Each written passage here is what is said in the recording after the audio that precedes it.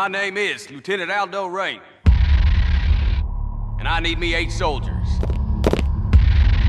We're gonna be dropped into France, dressed as civilians. We're gonna be doing one thing only. Killing Nazis. Yes, sir! Members of the National Socialist Party have conquered Europe through murder, torture, intimidation, and terror. And that's exactly what we're gonna do to them. We will be cruel to the German. And through our cruelty, they will know who we are.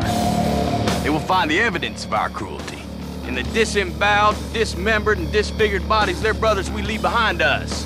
And the German will not be able to help themselves from imagining the cruelty their brothers endured at our hands, and our boot heels, and the edge of our knives. And the German will be sickened by us. And the German will talk about us. And the German will fear us. Nazi ain't got no humanity. And they need to be destroyed. Each and every man under my command owes me 100 Nazi scalps. And I want my scalps. Nine, nine, nine, nine, nine, nine. Sound good? Yes, sir!